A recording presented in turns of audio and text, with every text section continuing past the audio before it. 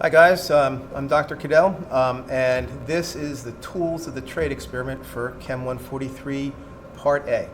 The basic idea in Part A is that you're going to use two different thermometers to measure the temperatures of various substances. First, regular tap water. Second, ice in that tap water. Then salt in that ice in that tap water, and then some boiling water. A couple things you need to know about these two thermometers. One is you'll almost never get the same temperature with both thermometers, and it's not necessarily because they're different kinds. This is a glass thermometer, this is a digital thermometer, but because each thermometer they're not calibrated. The ones we have aren't calibrated that carefully. There's going to be some variance, and we understand that. The next thing is significant figures. Significant figures is always going to be important. When you're reading the glass thermometer, I have a picture over here on the board. And it looks something like this. And I'd like to remind you about the rule for reading analog instruments, and that is this: that however far apart the closest marks are to each other, you always record one more place to the right. So if you look at this picture of the drawing of the thermometer, this is 0, this is -10, -20, +10, +20. So you count these small marks, hopefully I did it right, there should be 10 spaces or 10 marks between each of the big numbers. So 0, 1, 2, 3, 4, 5, 6, 7, 8, 9, and then 10. So guys, each mark is 1 degree Celsius. That's in the ones place.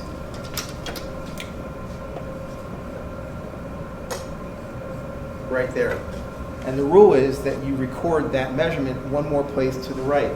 That means, in this case, the 10th place. So every measurement that we make with this thermometer, we record to the 10th place. Even if it's, let's say, right on 0, then we would say 0.0, not just 0. If it's on 10, we'd say 10.0, and so on. And the units are degrees Celsius. With the digital thermometer, guys, with any digital instrument, you record every digit that is on the readout. So with these digital thermometers, first thing, this is a case. You take it off. Second thing, it has two buttons. One says degrees Celsius or Fahrenheit. We always record degrees Celsius. The other is the on-off switch.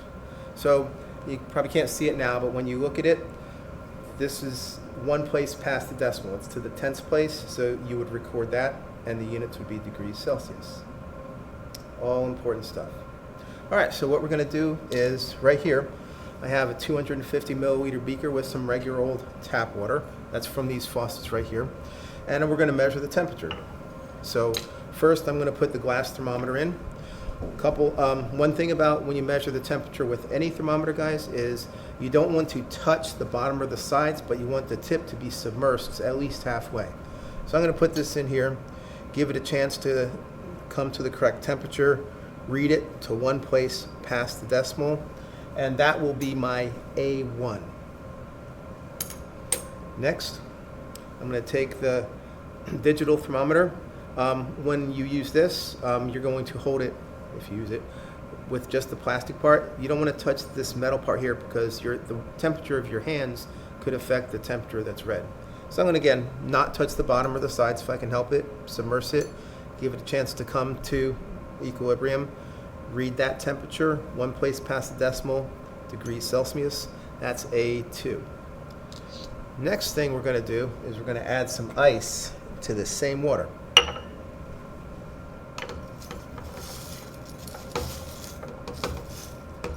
The idea is we want to get it down pretty close to the freezing point of water, 0 Celsius. Stir it up a little bit. That's what my glass stirring rod is for. Yeah, good enough. And then once more with the glass thermometer, record this. One place past the decimal. This should get down pretty close to 0. Okay, and that is, I believe, A3. Yes, A3. And then same thing with the digital thermometer, holding it by the plastic part, submersing it but not touching the bottom or the sides, let it come to equilibrium, read that temperature one past the decimal, A4 in your lab report. Next, what I'm going to do is add some salt, sodium chloride. And what happens, you guys, when you add any solute, anything that dissolves in a solution, you change its freezing point. You always make it lower. You depress, it's called depressing the freezing point. So I'm just going to add about a scoop of, a spoonful of salt to my ice water. Always put the lids back on containers. Otherwise, Matt gets really mad and he runs screaming after you.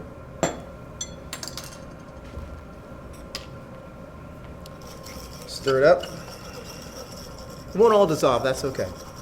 But then, same thing, right? Record the temperature with the glass thermometer. And now this, we expect to actually go even colder than the previous one, probably below 0 Celsius. So it'll be a negative temperature. Read that temperature, 1 past the decimal degrees Celsius. And then likewise, and that is A5. Then with the digital thermometer, same thing. Holding the plastic portion, submersing it, not touching the bottom or sides. Let it equilibrate. Degrees Celsius, 1 past the decimal, that is A6. And then the last part, you guys, of part A is we're going to do the same thing except with boiling water. All right, guys, so the last section of part A is you're going to measure the temperature of some boiling water with both thermometers again. And this one is particularly important that you do not touch the bottom or the sides because that'll throw way off. So with the glass thermometer, I put, by the way, you can tell it's boiling because it's bubbling.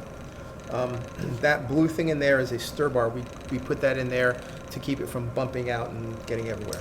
So red bulb in the middle, not touching the bottom or sides, let it come to temperature. Read that temperature 1 place past the decimal, degrees Celsius. That is your A7? Yes. And then digital thermometer, same thing, hold the plastic part, don't touch the bottom. Let that come to temperature, read that temperature 1 past the decimal, degrees Celsius. That's A8, and you're done with part A. Good.